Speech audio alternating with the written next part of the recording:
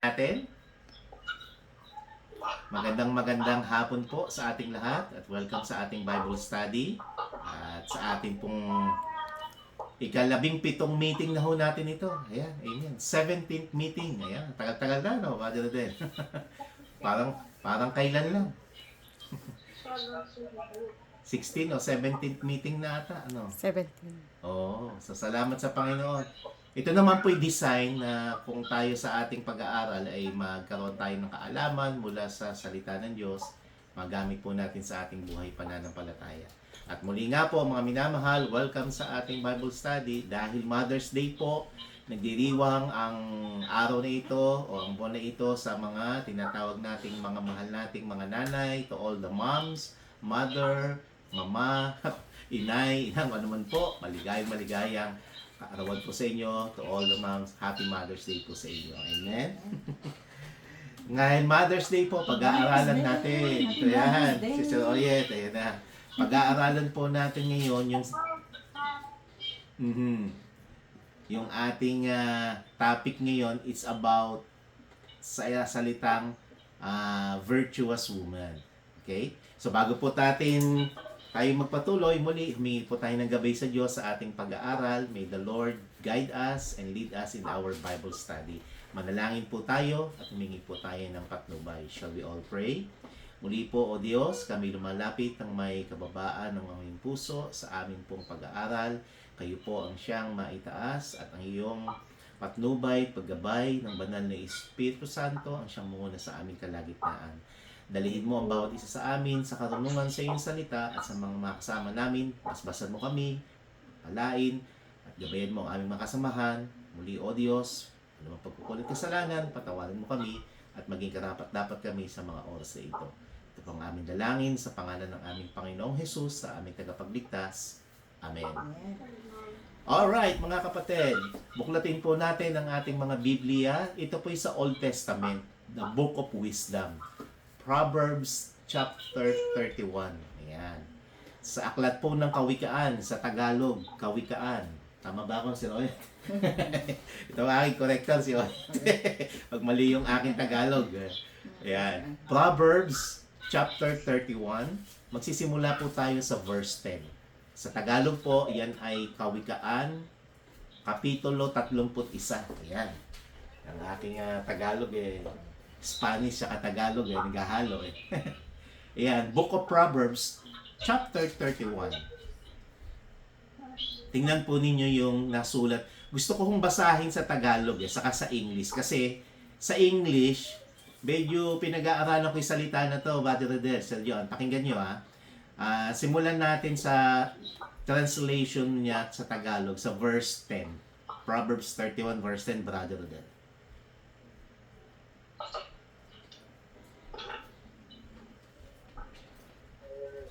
Yeah, verse 10. Please read. Isang mabait na babae, Tama. isang mabait na babae, sinong nakakasumbong, sapagkat ang kanyang halaga ay higit na nakapupo kaysa mga ruby. Mga ruby. Okay? Ate Feli, same translation kayo, di ba? Parehas, King James yan Parang sa akin po, King James din na Tagalog. Pare-parehas lang.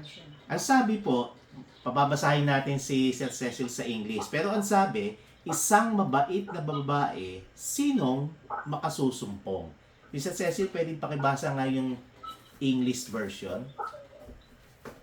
Who can find a virtuous woman, for her price is far above rubies. Tingnan nyo. Sa English, ang sabi po, who can find a virtuous woman. So, yung word pong virtuous, sa Tagalog, Brother Rodel, sabi, isang mabait na babae. So, ngayon po, yung word na virtuous sa English, sa Tagalog nun, mabait na babae, o ang sawag nga po natin, matuwid. Okay? Ibig sabihin po nun, godly. Yung virtuous, which means godly, o si OG, nag-call yata. Ayan, godly, honorable, or upright. Pag-aaralan po natin sa hapon na ito, mga kapatid, yung topic na virtuous woman. Okay? Paano yung virtuous woman? Ito po ay honorable woman or upright woman or godly woman. Sa Tagalog, sa binasa ni Brother Rodel, isang babae, isang mabait na babae, yung ginamit na term dito, Brad, mabait di ba? Pero yung English, virtuous. Kaya pag pinag-combine po natin, yung word na virtuous, sa Tagalog mabait, ang ibig sabihin po nun, matuwid, or godly, or fearing woman. Now, pag-aaralan po natin sapagkat mahalaga po, mga kapatid, na sa hapong ito, in our respect and pay pagtataas sa ating mga mahal na mga nanay, ay ito po yung most powerful and inspiring portraits in Scripture. Napakaganda pong paliwanag ng Biblia regarding sa isang virtuous or matuwid or godly woman. Kasi po, yung virtuous woman, mga kapatid, binasa natin sa verse 10, ang sanlibutan po kasi, they often measures women. Saan ba sinusukat ng sanlibutan? When I speak sanlibutan, yung ang lahat sa atin na hindi ho ayon sa Biblia, o yung they don't give respect or they don't kumbaga ay hindi sila yung naaayon sa salita ng Diyos. The world, mini-measure nila ang mga women first in appearance, di ba? Secondly, status, ano ba ang lagay niya sa buhay? Popularity, siya ba ay sikat? Siya ba ay popular? O kaya po yung achievement. So pasinin po ninyo, the world standard, they often measures women by kung ano yung appearance niya, status niya, popular ba siya, o yung na-achieve niya. Pero mga kapatid, sa ating pong binasa sa Biblia, God give us a different standard. So ito naman po yung binibigay ng Diyos sa atin na standard. Ano po yung standard ng Diyos? God shows us a woman na ang sabi, whose value, yung kanyang halaga, is not found in outward beauty alone. Okay? Hindi daw po basta-basta makikita lang sa kanyang panlabas na ganda o itsura. Ulitin ko po, ang Diyos, sinusukat daw ang isang kababaihan sa kanyang value, hindi sa kanyang panlabas na kaanyuan. Pero saan, Pastor? But, ang sabi, sa Diyos, sinusukat siya saan? Karakter, kasi din po ninyo, wisdom, strength, faithfulness, and fear of the Lord. Yun po ang mahalaga, mga kapatid. Sa isang babae o sa mga kababaihan, ang sabi po, sinusukat daw ng Diyos, nagiging virtuous or godly in respect sa kanyang karakter, sa kanyang wisdom, sa kanyang strength, sa kanyang katapatan or faithfulness, at yung pagkatakot sa Diyos. Amen? Mahalaga po yun.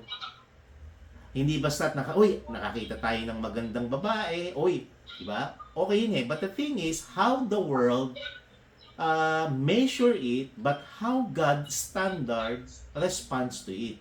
Pansinin niyo, Brother Rodel, ano ang sabi sa verse 10? Saan siya ikinumpara? Sa salitang mahalaga pa kaysa alin? Pakibasa uli. Verse 10. Isang mabait na babae, sinong makakasundo sa pagkat ng kanyang halaga ay higit na makatuto kaysa mga rubi. Ruby? Ayan. Ano pong yung ruby? Sa English, sabi nasa ni Sir Cecil, rubies, di ba? Na ang sabi doon, for her price, yung kanya daw halaga, ano daw, is far above rubies. O, ano ba yung rubies? Depende, may rubies ba kayo? Ate Joanne, baka may diamond ka dyan, no? Di ba? Ano po ang halaga di ba? Ano po yung halaga na ikinumpir ng Diyos sa isang mabait o sa isang matuwid na babae? Ang sabi po, mga kapatid, sa talatang ito, rubies.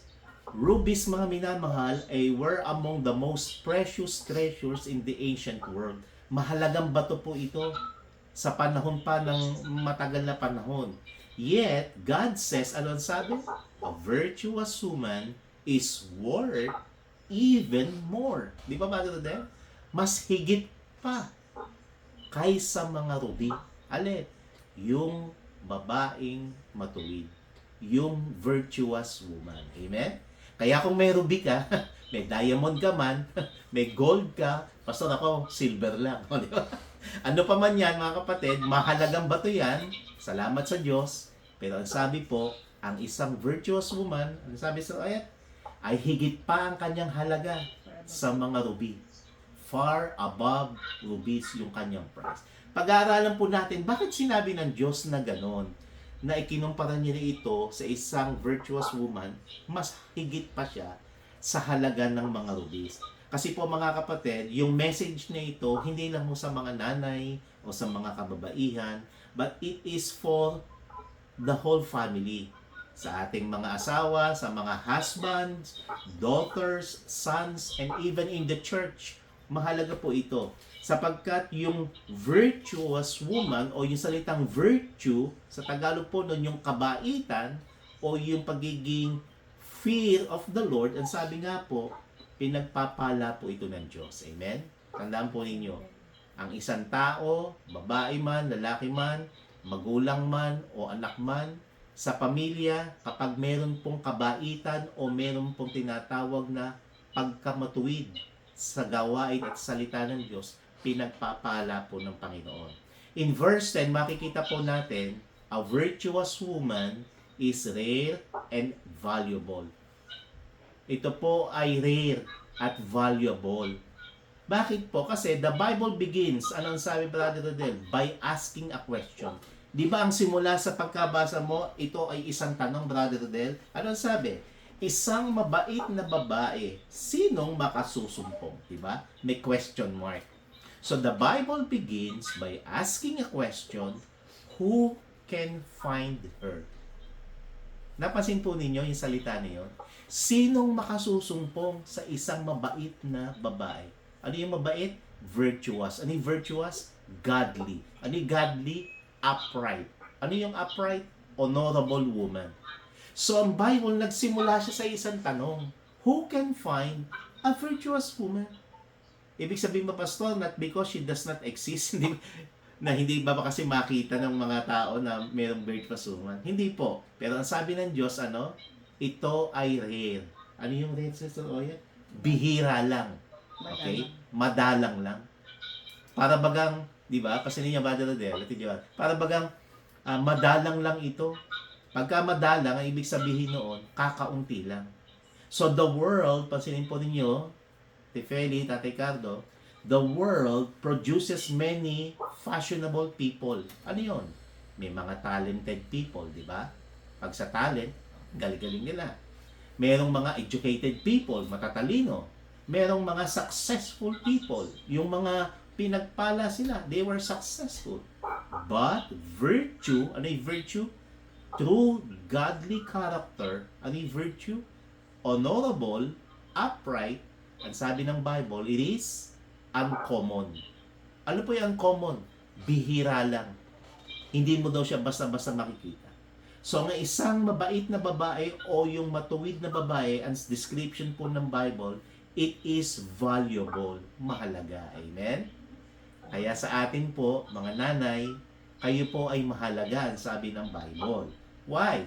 Because ang sabi, sa kanilang character, ang isang virtuous woman or honorable woman or matuwid na babae, ang sabi, she cannot be bought by money. Ayan. Hindi ito sila basta-basta nabibili ng halaga o ng pera. Ikalawa po, she cannot be replaced by beauty. Diba? Hindi dahil sa ganda o yung kanyang panlabas na itsura. And then thirdly, she cannot be imitated by appearance. Kung ano yung look niya. Diba? Mga kapatid, yung salitang virtue or pagiging matuwid, ang sabi nga po, it comes from a heart that transformed by God. Yun po ang pinaka-importante. Ang Diyos po, mga minamahal, ang nagbigay sa atin na tinatawag na pagbabago. So, gaya ng diamond, tingnan po ninyo yung illustration ko. Ano ang mapapansin nyo sa diamond? Sino makapagpapaliwanag sa akin? In comparison, what is a diamond? Pastor, ako may diamond. Ay, nawala ako. So, ano ba ang masasabi niyo patungkol sa isang diamond? Nabenta na. Nabenta na, Pastor. Yan yun, tutumbusin natin. Nabenta na Brother yung Rodel, diamond. ikaw, anong masasabi mo sa isang diamond? Anything na maisip mo? Ate Feli? Wala ko. Wala kayo. Oo. Pero, sa inyong nabasa o sa inyong pagkaalam, what can you say about what is a diamond? Sa simpleng pananaw o ano lang, kahit wala kayo, basta ano yung pagkaalam po ninyo? Simple knowledge. Ano ba ang diamond? Makinang. Diamond ring, pwede yun. Makinang, di ba? Makinang. Makinang. Ano pa? Diamond. Mamahaling Mamahaling, Mahaling bato. mabahaling bato. Ito po yung isang klase ng bato. Okay? Na mamahalin. Ano? Tama ba, Dadal, di ba? Mahaling bato. Kung- Kasi yung gold, pwede mong lagyan ng diamond, di ba? Kasi bato nga siya, di ba? Ako may diamond Kasi may nabasag na tasa dito. Kaya pinakat ko na diamond yung tasa. Wala lang halaga. Pero ba't ko ho tinatanong yung diamond? Yung Sir Cecil, baka may alam. Pag sinabing diamond, Strong. Strong. Hard. ito isang uri ng bato na matibay, Matigas. mahal, matigas. Matigas. Hindi siya basta Yung totoong diamond kasi may mga tinatawag na, anong tawag na yan sa diamond? Mga fake na diamond. Mga lab grown yan. Imitation. Mga imitation. Pero yung real diamond, pasinin po ninyo. Ano ba ito? peki na tayo. Oo, yung peke. Ang tawag nila doon, lab grown yan. O, yung mga pit ng baso, di ba? Imitation. Napansin ninyo, bakit ko ho pinapa-explain sa inyo yung diamond? Kasi po, yung diamond, mga kapatid, it is formed under pressure deep beneath the earth. Ganun po kahirap itong makita. Pag natatransform nga daw po ito, makikita mo siya under pressure. Okay? When we say under pressure, talagang nasa matinding buo and deep beneath the earth. Nasa kailaliman ng lupa. Ang sabi, it is not created overnight. Hindi lang basta nahukay mo, diamond that. No. Napakahirap pong i-create nito and it takes time. Doon po sa tinatawag natin sa salitang may panahon, may pressure, at meron pong tinatawag na heat and endurance para maging isang natural at magandang diamond. Kasi pag nahukay po siya, di naman siya ganun agad aayusin pa siya. Pero ang mahalaga nga po dito, ang description natin sa diamond, same as a virtuous woman, same as a godly or fearing woman, ang sabi, it is not made instantly. Hindi po instantly. Pero ang sabi nga po, na-shape ang isang virtuous woman saan?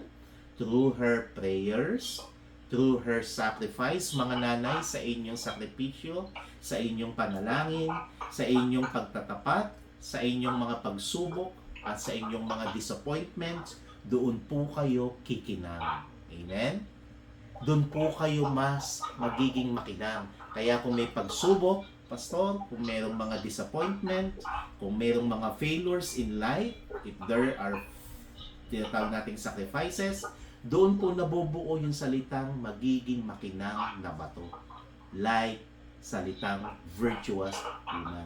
Kaya what makes her precious, nagiging mahalaga, it is not perfection, kung hindi po yung salitang perseverance. Kaya sa ating pong mga nanay, sa inyong perseverance, mahalaga yon. Kaya tinawag po na ang virtuous woman, rare and valuable, kasi hindi po ito instant. Lumalago po kayo sa inyong pananampalataya sa pagpapatuloy ninyo sa Panginoon.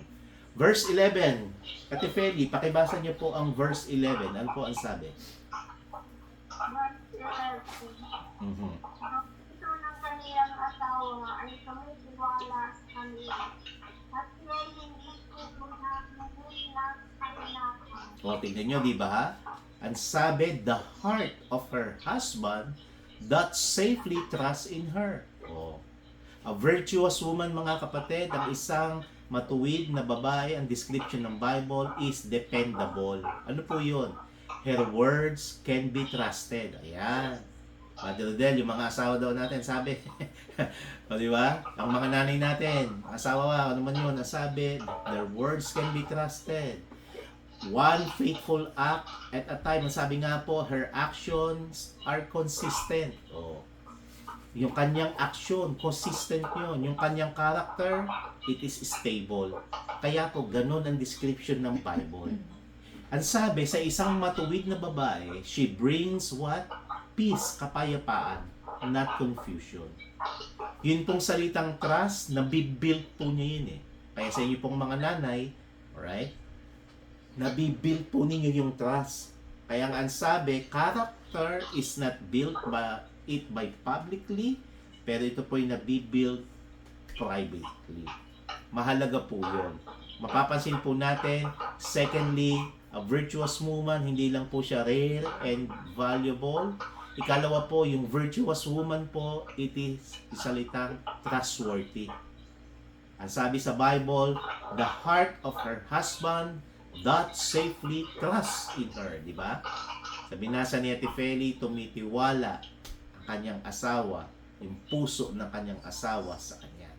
Verse 13, Sister Ceci, sa English, pwedeng pakibasa sa verse 13.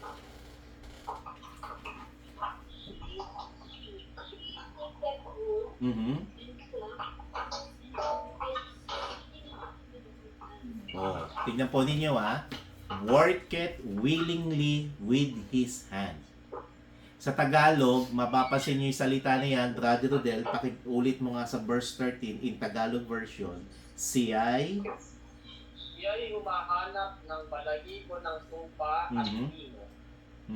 Gumagawang pusa ng kaniyang mga kamay. Amen.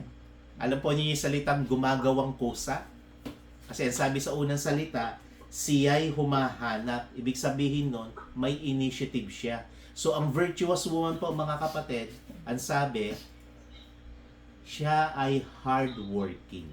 So, sa mga nanay, alright, hardworking po kayo. Sa verse 13, she was not lazy. Kasi ang sabi nga, humahanap siya ng balahibo ng tupa. Alam po niyo yung tupa, hindi mo naman makikita kaagad yun. Di ba? At ang sabi, flax. Ano yung flax? Lino. Humahanap siya ng balahibo ng tupa at ng lino. At ano pa ang sabi? She was diligent. Ano yung salita na yun? Siya po ay nagtatrabaho willingly, faithfully, and joyfully. Amen? Di ba? Kapag nagtrabaho ka ng willingly, faithfully, at yung pangatlo, joyfully, alam po ninyo sa trabaho, di ba? Pagka masaya ka sa iyong ginagawa, sa iyong hanap buhay, lahat covered niyan.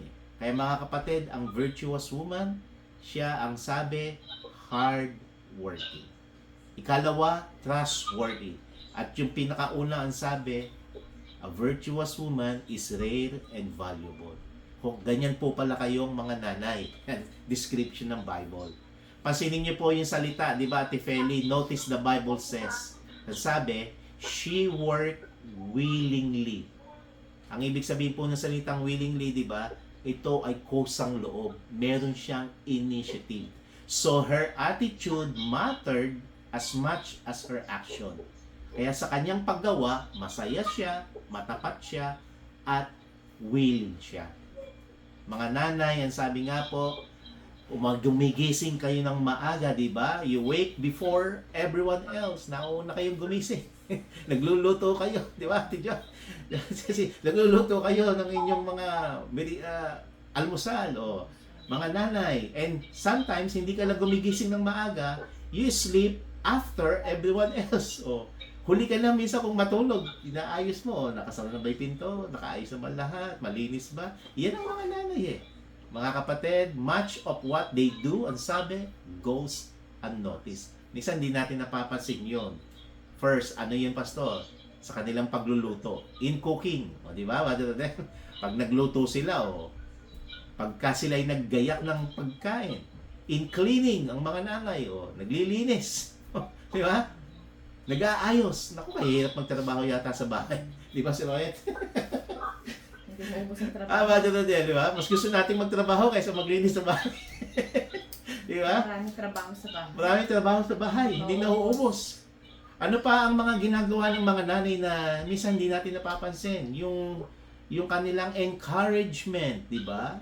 Oh, mga anak, laging, kaya nga sabi nila, ba't daw yung mga nanay minsan salita ng salita, di ba? Sila yung laging paalala ng paalala sa mga anak. Totoo naman kasi yung mga nanay ang gusto nilang laging maayos So, Number one rapper. number one Rapper. rapper or di ba? Kasi gusto nilang maayos ang pamilya. Di ba? O, nagawa mo na yung trabaho mo. Naayos mo na ba yung assignment mo? Ano pa ang mga hindi natin nanonotice sa mga nanay? Yung kanilang sacrifice. Sa mga nanay, to all the moms, to all the women, ang sabi nga po, God bless your heart.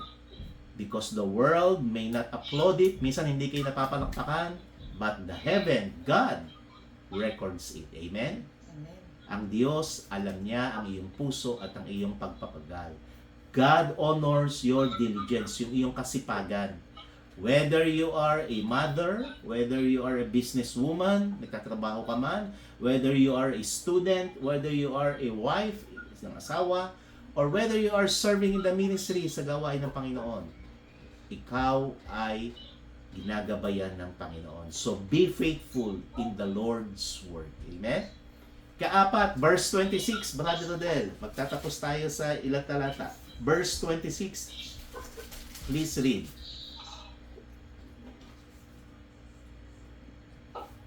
Binubuo niya kaniyang na may karunungan at ang kautosan ng kagandahang tao ay nasa kaniyang. So, di ba? Ano pong masasabi natin dito? She opened her mouth with wisdom. So, a virtuous woman, sabi nga po mga kapatid, speaks what? Wisdom. Welcome, Brother Roger. So, ayan. Nasa Bible study tayo. God bless you, bro. We'll pray for you. Amen? Salamat sa iyo. So, pinag-aaralan po natin dito sa ikaapat, ang isang virtuous woman o ang isang mabait o isang matuwid na babae, ang sabi, she speaks with wisdom. May karunungan. In verse 26, Proverbs 31, one mark of a virtuous woman is what? Is her speech. Diba? Pasinin mo, Brother Rodel, kasi tayo yung nasa asawa natin, diba? Pag nagsalita si Mrs. mo minsan, diba? Minsan di natin napapansin, may wisdom pala. Si White. Diba? Minsan hindi natin pinapansin kasi gusto nating mga lalaki, tayo ang tatay, tayo ang lalaki. Kaya tayo dapat ang laging masusunod, di ba? Normal yun sa mga lalaki, minsan may ganong ego. Pero hindi dapat Pasinin mo, Brother Rodel, sa inyo pong mga nakikinig, sa Diyoan, pasinin po ninyo, pag nagsalita minsan yung ating mga asawa, pag pinakinggan mo, may wisdom yun. Amen? Minsan kasi, nagmamadali tayo pero if you take time to listen, take a pause, or huminto sandali, pag nagsalita siya, mapapansin mo, may wisdom. Verse 26, Brother Rodel, ano ang sabi? Binubukan niya ang kanyang bibig ng may, karunungan. There's wisdom when she speak.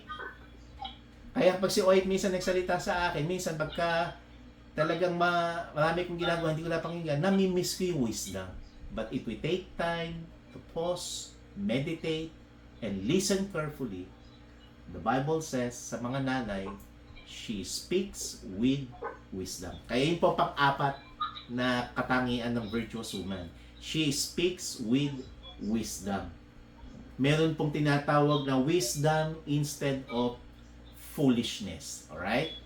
Meron pong kindness ang ating mga magulang. Mga asawa natin, they speak kindness instead of cruelty. Minsan galit lang sila, salita ng salita.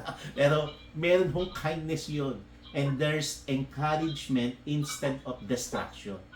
Ang mga asawa natin o sa mga nanay, pag nagsalita sila, laging may encouragement. Hindi po para magkawatak-watak. So, ano ibig sabihin nito, Brother Rodel, Ate Feli, Mr. Cecil, Johan? A virtuous woman speaks with wisdom. Ano ibig sabihin nun? Words have power. Amen? Yung salita daw po ay may kapangyarihan. Pansinin po ninyo, a woman can build a home with her words, right? Or tear it down with her word. Ang salita po, makapangyarihan, pwedeng magbuo at pwede ring magsira. To build or to destroy.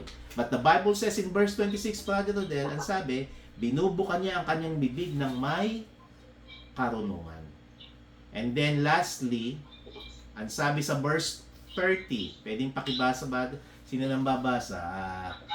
Sa English naman, kay Sister Cecil, verse 30. A virtuous woman. Ano ang sabi? Verse 30? Favor is deceitful and beauty is vain, but the woman that feareth the Lord, she shall be safe. Amen. A virtuous woman, ano ang sabi sa panghuli po? Fears the Lord. This is the foundation po ng pangkalahatan. Beauty fades. Di ba? Ano sabi niya sa Tagalog? Ang lingap ay mandaraya at ang kagandahan ay walang kabuluhan. O, bakit? Sinabi ng Panginoon, ngunit ang babae na natatakot sa Panginoon ay siya'y pupurihin. O, the Bible says, but a woman that fears the Lord, she shall be praised. Uulitin ko po sa ating pagtatapos. Yung kagandahan po lumilipas. Di ba? Di ba, Tipeli, yung kagandahan lumilipas? Nung bata kayo, napakaganda niyo. Lalo na ngayon. Kasi pastor naman nagbiro. Natawa tuloy si Owen. Brother Rodel, yung kagandahan daw lumilipas. Napakaganda talaga. Maganda ba si Tifeli? Oo. Mas hanggang ngayon. Hanggang ngayon, lalong gumanda. Kita yung ganda Oo. na Tifeli kahit may edad na. Di ba? Maganda. Totoo yun. Pero pasinin ninyo, wag na may kagagalit ng mga babae o ng mga woman. Brother Rodel, di ba? Pasinin ninyo, dapat alagaan ng ating katawan di ba? Pero tatanda naman talaga tayo Talagang magbabago ang ating itsura di ba? Pero hindi ibig sabihin mo, hindi mo na alagaan ang sarili mo, di ba? Alagaan mo kung ano yung the best na po pwede. Pero ang nais ko pong ipunto dito mga kapatid, beauty will fade. Yung kagandahan lilipas yun Yung charm, magbabago yun. Yung popularity, madi-disappear yun. Pero ang sabi ano po? But a woman, anong sabi? Who fears the Lord, anong sabi? Possesses eternal beauty. Merong pagpe-praise. Mga minamahal, ano may sabihin ng fear of the Lord? Dito po tayo magtapos. Kaso ano sabihin yung a woman fears the Lord? She shall be praised. Ano ba yung matakot sa Panginoon? Yun ba yung matakot tayo sa Panginoon? Ganun? Na matakot tayo para tayo nakakita ng multo? Ano ba yung matakot sa Panginoon? Ay ibig sabihin po ng the fear of the Lord, it means reverence, it means obedience to the Lord, it means honor the Lord, it means surrender to God.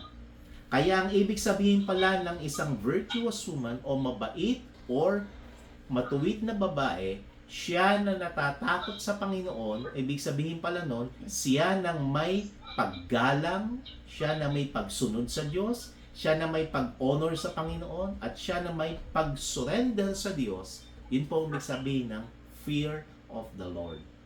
Mga minamahal, the greatest beauty a woman can possess, walang iba kundi yung salitang godliness, yung kabanalan. So as I close, a virtuous woman is not perfect. Wala pong perfecto na matuwid na babae. But she is what? Ano sabi ng Bible? Faithful. Yun pong pinakamahalaga.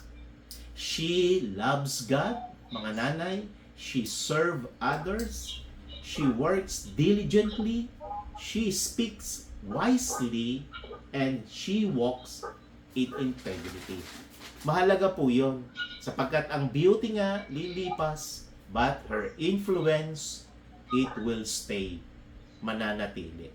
Paano pong mananatili yun mga kapatid? Sa kanyang pagpapatuloy sa Panginoon.